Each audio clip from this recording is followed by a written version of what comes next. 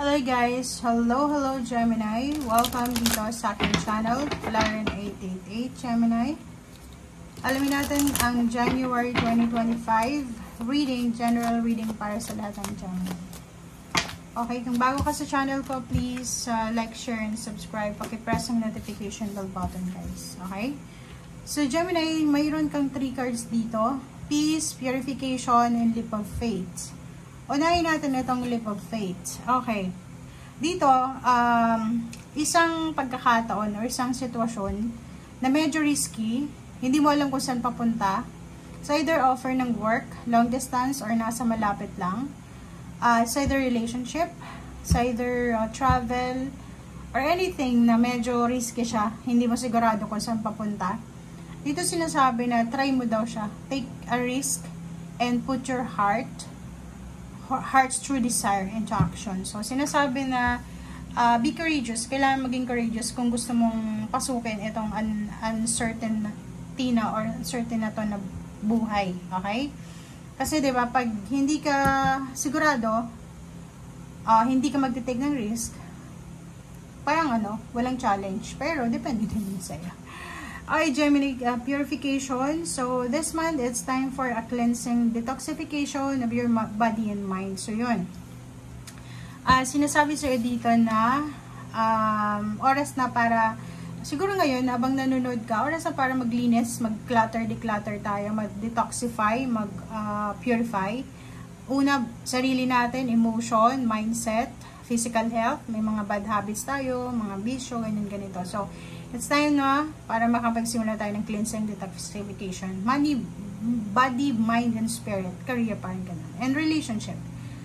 Okay, in peace ni Erin.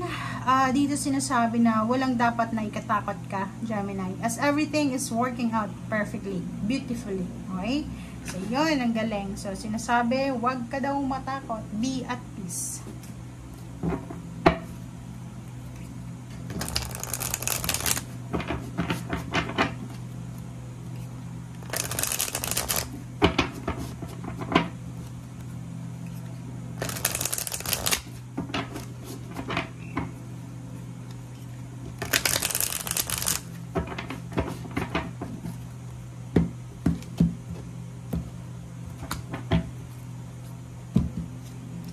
Okay, first card natin sa second deck is Tube Disc.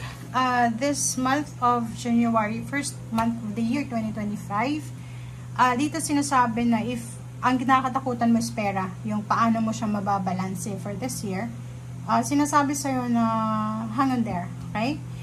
Sinasabi sa'yo na huwag kang mag-alala. Lahat ng plano mo ay maaayos. Lahat ng kinakatakutan, lahat ng kinakatakutan mo, Gemini, ay hindi yan mangyayari. Okay? Next is Queen of Cups yun. Be at peace. Kontrolin natin ang ating emosyon. Huwag tayong magpadalos-dalos. Okay? Huwag tayong magpadalos-dalos.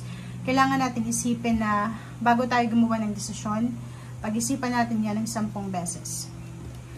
Six of Cups. Merong mga relationship na pwedeng bumalik sa'yo. May mga habits ka, may mga ways, or pwedeng mga unhealthy or toxic na tao sa buhay mong gustong bumalik. So, dito sinasabi na pag-isipan natin mabuti yan. Okay, Queen of Wands, kailangan mo nang makalabas, kailangan mo nang makaalis sa past mo. Okay? Kasi parang nakikita natin masyadong nag-focus yung iba dito sa nakaraan nila. Hindi sila maka-move on, diba? So, sinasabi sir dito na move on. Release yourself from your past. Release yourself from your past relationship, past habits, past environment, lahat ng past experiences mo. Okay?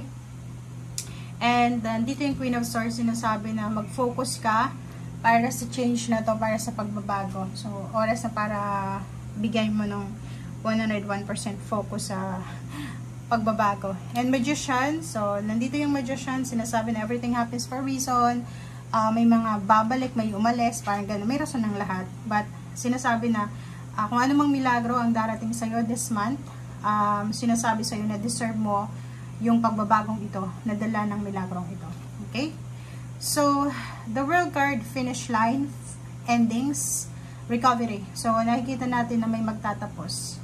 pwedeng tapos na yung process mo sa papeles, papuntang ibang bansa, nagbebenta ka ng bahay, nagbebenta ka ng sasakyan, lahat tapos na. So, sinasabi sa'yo dito na on the way na, okay?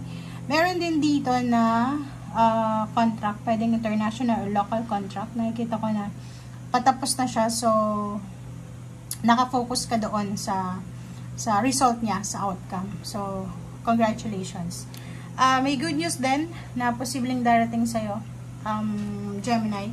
Ang good news na to is tungkol to sa gusto mong country or so gusto mong company na pasukan or business na gusto mong simulan. So, yun. Maging careful tayo kasi maraming balita, maraming good news na darating. Pero kung masyado tayong nakafocus sa past natin, sa weaknesses, sa mga wala tayo, hindi natin makikita yon. Okay? So, isang napakagandang balita din is emotional news. Pwedeng may balita ng ikakasal, may mag-graduate this year, merong relocation, may housewarming, house blessing, binyag, merong ikakasal or engagement na balita. So, there's so much good news worth celebrating dito. Okay?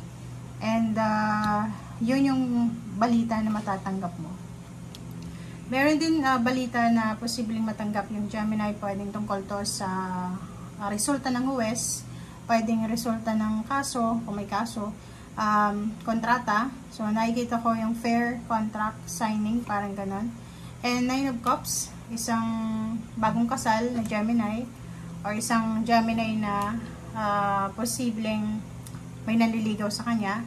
Kung may nanliligaw sa'yo, or may nililigawan ka kung lalaki ka, be careful kasi may 7 of Swords. That's your energy. Pwedeng mapaglinlang, mapagkunwari ang taong ito. Okay? So, marami kang isa-celebrate this January. So, may collaboration, may meetings, attachment, attraction. Ang dami na posibleng rason kung bakit ka masaya, kung bakit taapaw yung cups mo, kung bakit mo bakit sobrang celebratory yung energy na to. Okay? And Ace of Wands, yun, excitement, kilig, confidence. So, nakikita ko isang Gemini ang posibleng malapit nang i-promote, malapit nang mag-retire, malapit nang umuwi ng Pilipinas. Ang sobrang excited niya. So, yung empowerment na to, is it's either victory and success, malapit ng graduate, malapit ng matapos yung kontrata, nagpapatayo ng bahay, malapit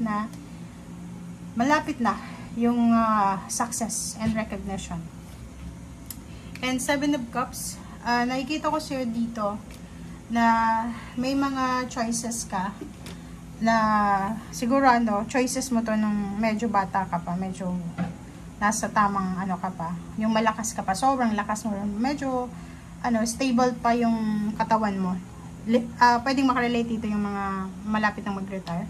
Nakita ko sir dito, marami kang choices this month na ituloy yung mga bagay-bagay na hindi mo na ituloy noon pa. Okay? So, thank you guys for watching. Bye!